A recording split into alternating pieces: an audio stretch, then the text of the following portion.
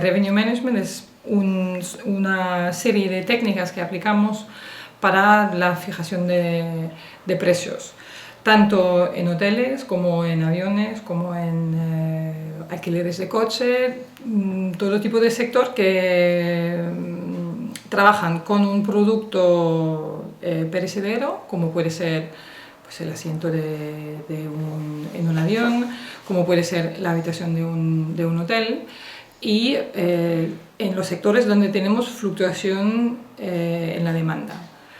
A través del análisis de datos, de ocupación, de tarifas medias, definimos, no solamente para hoy y la semana que viene, pero para muchos meses en el futuro, definimos estos precios según la demanda.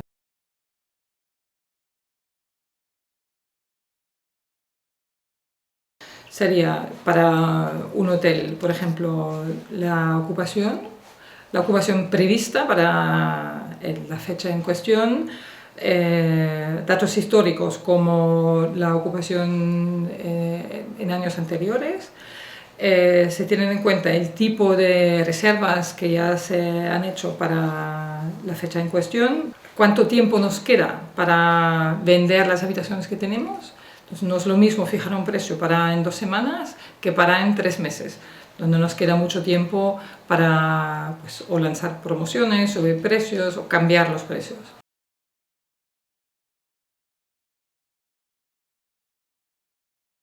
Estas técnicas se han introducido en el mercado desde hace muy poco tiempo. Estamos hablando de 10, 15 años. Entonces, la formación de un revenue manager, digamos la carrera de un revenue manager no está, aquí en el mercado no está definida como, como la carrera de otras profesiones.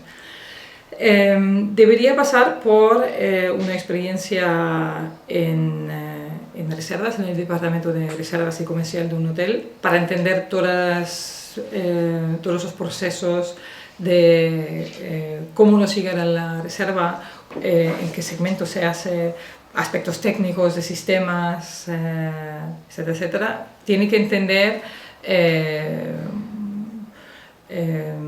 cómo se hace una reserva para luego poder analizar los flujos de compra y de demanda.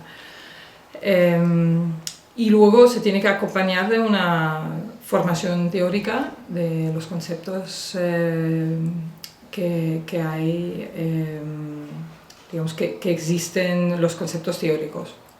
Esto se puede hacer actualmente a través de cursos online, cursos presenciales, que se ofrecen en el sector.